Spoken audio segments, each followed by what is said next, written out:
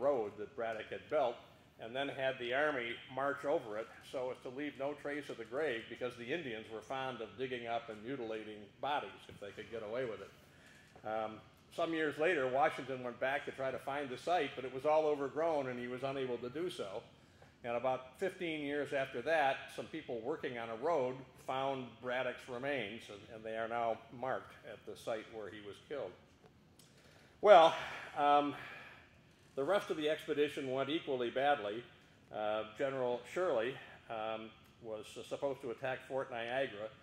He only got as far as Oswego, New York, on the other side of Lake Ontario.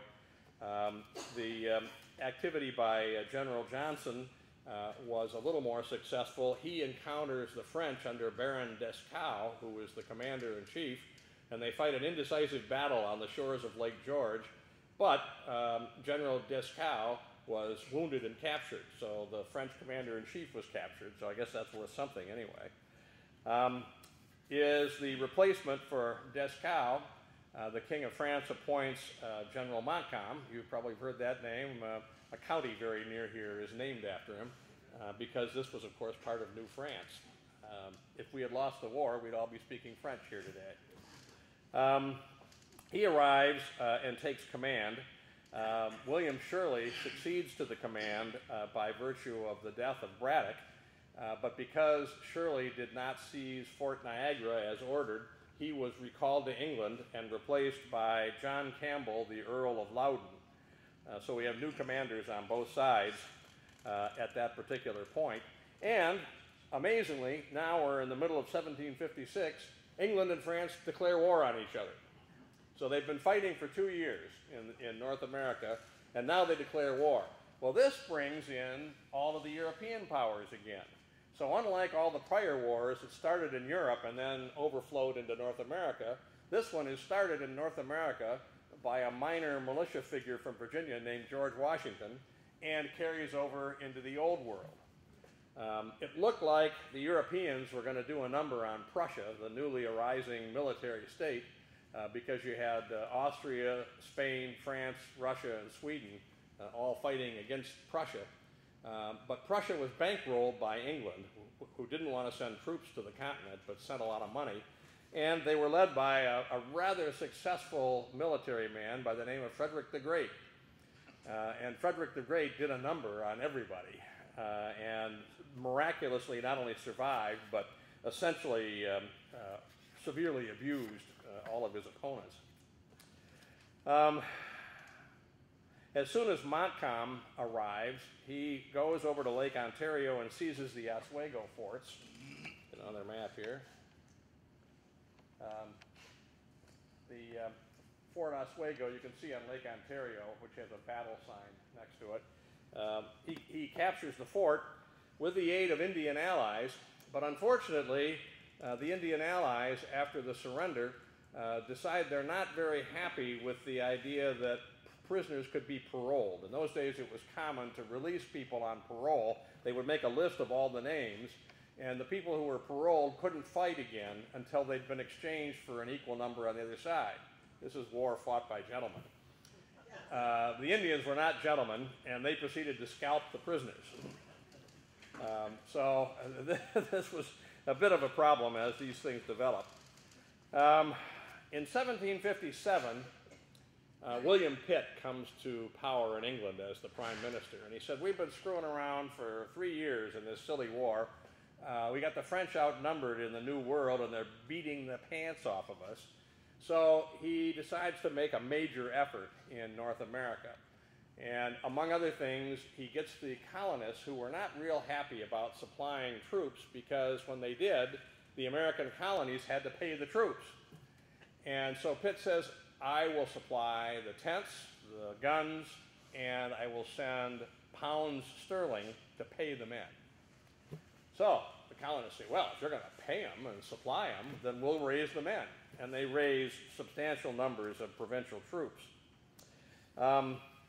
Lord Loudon, the new commander, decides to head to Louisburg. It's all the way over on the right there. The whole word didn't get printed. It says Louis, but it should be Louisburg on Cape Breton Island. That is the French fortress which guards the entrance to the St. Lawrence River. And, oh, thank you. Good idea. There we go. Louisburg. The intent is to prevent the French from guarding the entrance to the St. Lawrence and indeed essentially bottle the French into the St. Lawrence. Unfortunately, Lord Loudon gets there and has all of his men and his transports and so forth, and he looks around, he sees these big walls and all these cannons, and there's a lot of ships in the harbor, and the British captains are saying, I think we're outnumbered as a matter of naval power. And so he loads up his ships and goes back to Boston, gives it up without a fight. In the meantime, he had stripped the frontier of troops, and the British fort, William Henry, at the south end of Lake George, is imperiled. Montcalm goes roaring down with 8,000 men and a number of Indians. And in fact, most of the Indians were from around here. Chippewas and Ottawas and Fox and Shawnees and Indians from the far interior. And so the garrison is about 2,000 men, and the French come down with several times that many. And while Lord Loudon is floating around up here at Louisburg doing nothing, Montcalm gobbles up Fort William Henry. And this becomes the story which some of you may be familiar with. James Fenimore Cooper's Last of the Mohicans is about the siege and the fall of Fort William Henry. And of course, after the fall of William Henry, the British troops are again paroled to go down to Fort Edward. Once again, the Indians don't like it, and they scalp all of the prisoners, or as many of them as they can. So this is a big disaster. Needless to say, William Pitt was not pleased with this performance, and Lord Loudon was recalled, and he was replaced by James Abercrombie as Commander-in-Chief of the North American forces. The next event is James Abercrombie coming to the North American frontier with some very promising lieutenants. His other top commanders are Lord Jeffrey Amherst and James Wolfe, both extremely promising individuals. Abercrombie sends Wolfe and Amherst back up to Louisburg to capture it this time and not fool around.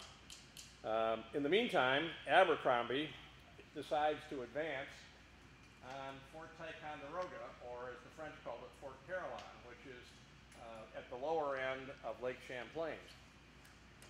Unfortunately for Abercrombie, the fort was extremely well fortified and defended with a system of trenches, and he foolishly decided to launch a frontal attack and suffered massive losses and was severely repulsed and retreated back all the way down below Fort William Henry. The only good thing that happened here is that Amherst and Wolfe did seize Louisburg. So now the French, rather than protecting the mouth of the St. Lawrence, have lost the mouth of the St. Lawrence. Finally, towards the end of the year, a fellow by the name of John Bradstreet goes up and captures Fort Frontenac, which is there, where the St. Lawrence flows out of Lake Ontario and becomes the St. Lawrence. Now, what's important about that is Fort Frontenac is a forward supply base, and it provides provisions for all of these French forts down the Allegheny to the forks of the Ohio, to and including the modern-day site of Pittsburgh, Fort Duquesne. And by taking out that particular facility, the French supply system becomes very severely disrupted. So, 1759 comes along. Amherst is now put in charge because Abercrombie has failed so miserably. So we're now on commanding officer number 5 for the British. And happily, we finally find somebody who is a no-nonsense leader. Amherst sends Wolfe from Louisburg, which he had captured the previous year, to Quebec. Meanwhile, Amherst itself marches down Lake George and Lake Champlain to attack Carillon, which we call Ticonderoga, and St. Frederick, which we call Crown Point. Wolfe stumbles around because Quebec is on a high bluff. It takes him months to figure out how to attack it, but he eventually discovers a goat path from an obscure beach that leads up to the plains outside of Quebec, the Plains of Abraham. And he's able to force a landing there in a nighttime amphibious raid and get his troops up on the plain. Montcalm comes out from behind the walls of Quebec, mainly because he doesn't have enough food to stand a long siege, so he has to fight Wolfe in the open. They fight this magnificent romantic battle on the Plains of Abraham. Both commanding officers are killed in action, but the French are vanquished. They are defeated and surrender Quebec. Meantime, Amherst advances up in the direction of Fort Carillon and Fort St. Frederick, and as he approaches Carillon, Fort Ticonderoga, which is reconstructed. If you haven't been there, it's a magnificent place to visit. So is Fort William Henry, by the way. As he approaches the fort, there's a big explosion and the ground rumbles, and the French blow up their magazines and abandon the fort and retreat. Short time later, he gets further up to Fort St. Frederick, same thing happens. The French blow up the fort and retreat. Head back up to Montreal. As the French fall back, again, limited resources, the British advance, and in 1760,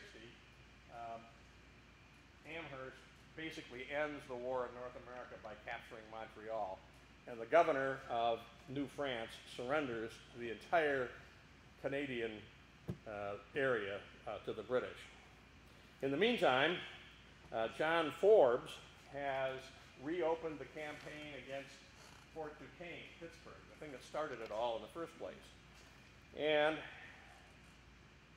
he comes by way of a separate road from a place called Harris Ferry. Today we call it Harrisburg. It's the capital of Pennsylvania. And runs his road all the way up here to Fort Duquesne. This is Braddock